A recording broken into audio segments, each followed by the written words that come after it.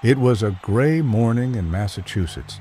Inside a prison cell, behind concrete walls and iron bars, a man who once ruled the football field sat in silence. Aaron Hernandez, age 27, former New England Patriots tight end, Super Bowl contender, millionaire. Now, inmate number W106228. At 3:03 a.m., guards found him hanging by a bedsheet tied to the bars of his window. On his forehead, a crude mark drawn in blood, the symbol of an unfinished story. In his cell, 3 handwritten notes, one to his fiancée, one to his daughter, and one to nobody. Hours earlier, he had smiled in court, victorious after being acquitted of a second murder charge. He looked like a man reborn. But by sunrise, the world would wake to a headline that shattered every illusion of redemption. Aaron Hernandez found dead in prison. What happened between those two moments, triumph and death, remains one of the darkest turns in American sports history. A story of fame, violence, secrets, and the human cost of pretending to be invincible. Because before Aaron Hernandez was a convicted killer, he was a symbol of what America wanted to believe, that talent could erase the truth.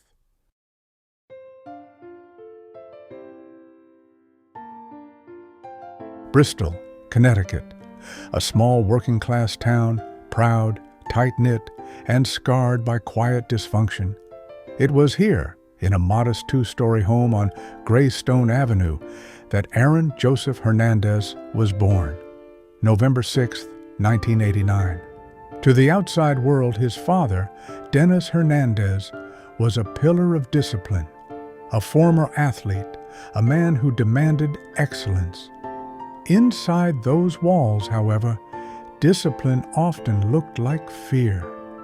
Aaron and his brother DJ grew up in a home where love and violence were intertwined, where trophies were earned and emotions were buried.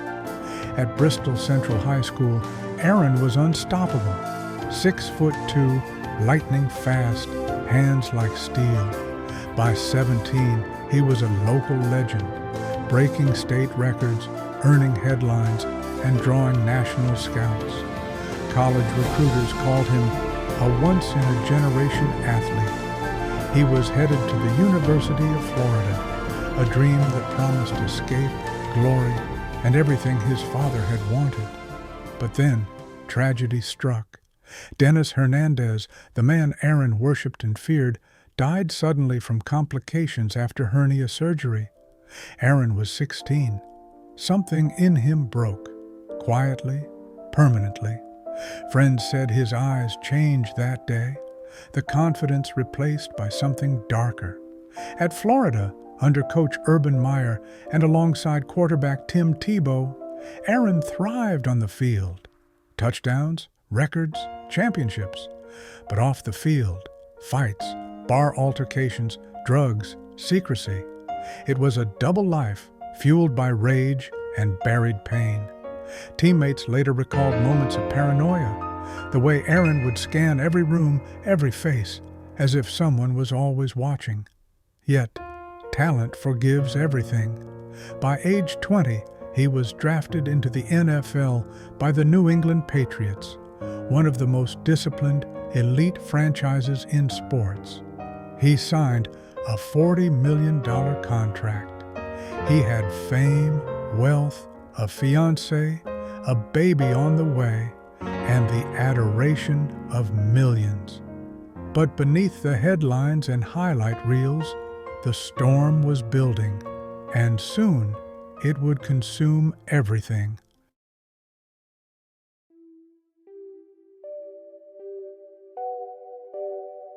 To the world, Aaron Hernandez was living the dream. A young, handsome NFL superstar, scoring touchdowns for the New England Patriots, smiling on magazine covers, showing off his mansion, his cars, and his perfect family. But behind that smile was chaos. Inside the walls of his $1.3 million home in North Attleboro, Massachusetts, Aaron was unraveling. He'd built his own nightclub in the basement, complete with strobe lights, liquor shelves, and surveillance cameras. He'd covered the house in security systems, paranoid that someone was out to get him. Friends noticed he was obsessed with being disrespected. Any slight, real or imagined, could send him into violent fits of rage. He started hanging around men from his old neighborhood in Connecticut, gang affiliates, drug dealers, and people far removed from the NFL's polished world.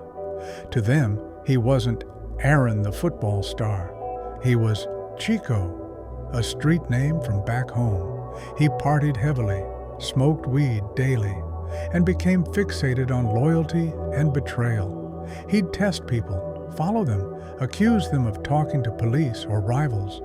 His paranoia was growing, and so was his temper. In 2012, after a night at a Boston nightclub, two men, Daniel Deabro and Safiro Furtado, were shot and killed in a drive-by. Witnesses described a silver SUV speeding away. No arrests were made at the time, but years later, investigators would trace that SUV back to Aaron Hernandez's cousin's garage. The signs were all there, but no one dared to connect them, not yet. By 2013, Aaron's football career was soaring. He'd just signed a new $40 million contract extension with the Patriots. He was supposed to be one of the greats, the next Gronkowski, the unstoppable tight end. But inside his mind, the walls were closing in. He'd cut off friends he thought were snitches. He'd destroyed his phone multiple times, bought new ones, and refused to speak on the record about his past. He told one friend, "Once you're in too deep, you can't get out." And then, on a warm June night in 2013, the double life finally collided. The illusion shattered, and the world met the real Aaron Hernandez.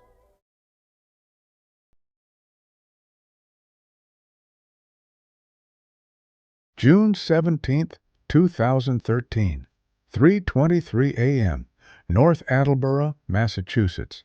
A jogger discovers a body in an industrial park, just a mile from Aaron Hernandez's mansion. The man is 27-year-old Odin Lloyd, a semi-pro football player and Aaron's friend. He'd been shot 6 times, twice in the chest, once in the back, and 3 times to the side. A brutal execution. Police find tire tracks, footprints, and shell casings from a .45 caliber Glock. No wallet, no phone. But inside Lloyd's pocket, a key. A key to a car rented under the name Aaron Hernandez. The investigation exploded overnight. Reporters swarmed Hernandez's mansion. Helicopters hovered above. And yet, inside, Aaron acted calm, like nothing happened. When questioned, he told police he didn't know anything, but security footage from his own home said otherwise. That night, Hernandez was seen leaving his mansion with 2 friends, Ernest Wallace and Carlos Ortiz. They drove a rented silver Nissan Altima to Boston, picked up Odin Lloyd, and drove to the industrial park where Lloyd's body would later be found. Minutes after the murder, surveillance cameras captured Hernandez back home, holding what looked like a pistol in his hand. He walked through his house calmly, even smiling. Then, he destroyed his home security system, smashed his phone, and handed a new one to his girlfriend, Shayana Jenkins, telling her to stick to the story.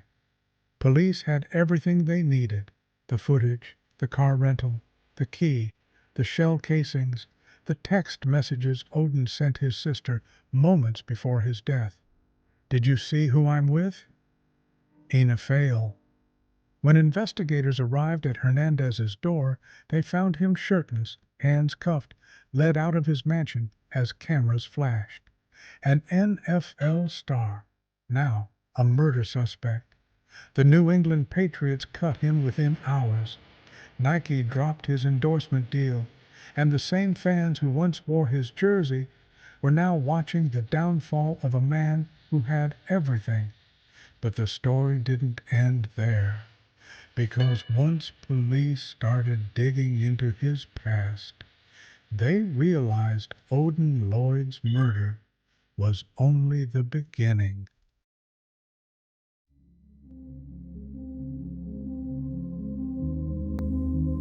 The trial of Aaron Hernandez was unlike anything the NFL, or America, had ever seen. A superstar tight end, just 25 years old, standing in a courtroom accused of cold-blooded murder. The cameras rolled. The nation watched. Prosecutors painted a picture of arrogance, paranoia, and rage. They said Hernandez killed Odin Lloyd because he felt disrespected, that Lloyd had spoken to people Hernandez didn't trust at a nightclub days earlier. It was impulsive, emotional, senseless, but it wasn't random, it was personal. The prosecution laid out the timeline, the rented car, the text messages, the surveillance footage, the destroyed phone, and the shell casings in Hernandez's car, matching those at the crime scene. Piece by piece, the image of a double life emerged. To the world, Aaron Hernandez was a millionaire athlete, engaged, with a newborn daughter and a Super Bowl in his sights. Behind closed doors, he was a man haunted by trust issues, violent outbursts, and a growing obsession with control. Witnesses spoke of parties laced with paranoia. Aaron believing phones were tapped, people were watching him, that someone wanted him dead. Teammates recalled his mood swings, moments of charm followed by sudden fits of rage. And then came the secret no one saw coming. During the trial, whispers began circulating about Hernandez's sexuality. Rumors that he had hidden relationships with men, including one of his former teammates and even a close friend from high school. Prosecutors didn't focus on it, but in the media it exploded, because suddenly people weren't just asking why he killed Odin Lloyd. They were asking what he was trying to hide. The defense argued that Aaron was innocent, that there was no murder weapon, no direct eyewitness. But the circumstantial evidence was overwhelming. After 7 days of deliberation, the verdict was read. Guilty of first-degree murder, Aaron Hernandez was sentenced to life in prison without the possibility of parole. No emotion, no tears, just a blank stare as his mother wept behind him. The NFL star who once stood under the stadium lights was now inmate number 174594. But even behind bars, the story wasn't over, because there were still 2 more murders linked to him, and a mystery about what really led to his final moments.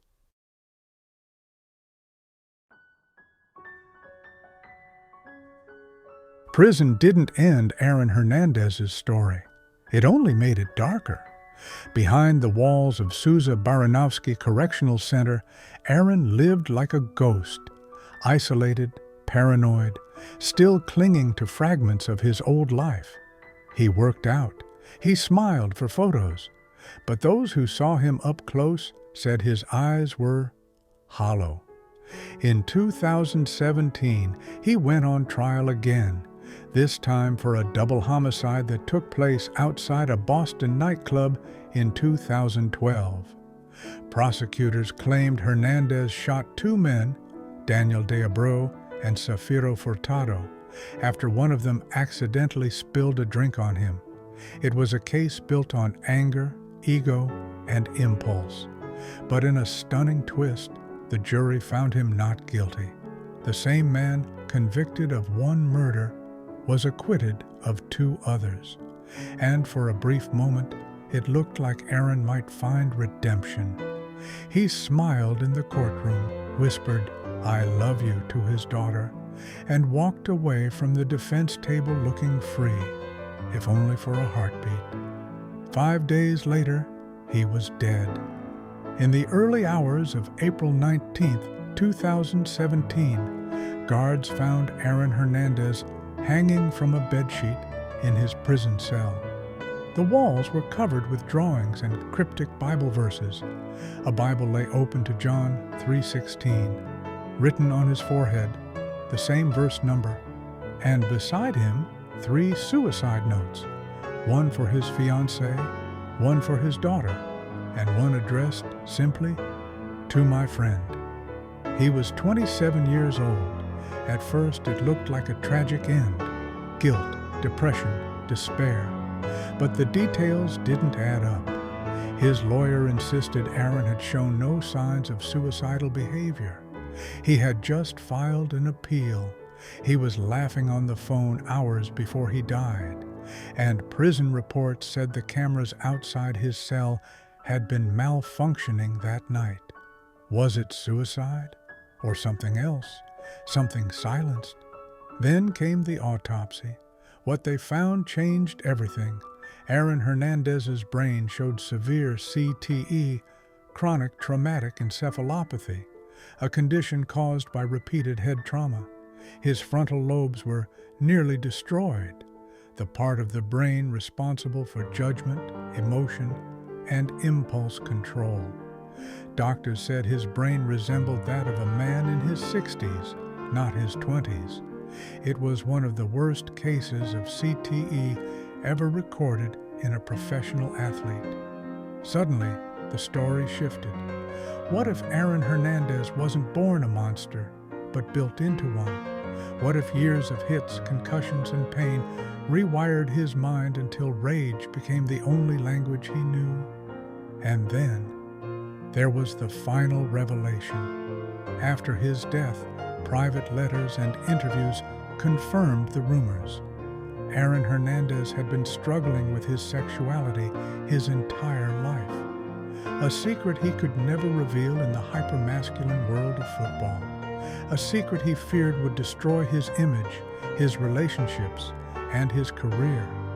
So he buried it. And the pressure, the violence, the fame, the fear built until it consumed him completely. In the end, Aaron Hernandez was a man caught between 2 worlds, hero and villain, fame and failure, truth and illusion, a product of a sport that glorified pain and punished vulnerability.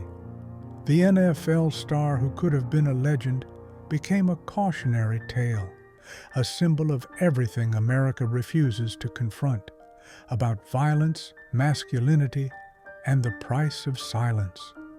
Because sometimes the most dangerous battles don't happen on the field. They happen in the mind. And by the time we realize it, it's already too late. Declassified Ages, where history reveals its secret. Like, share, and subscribe.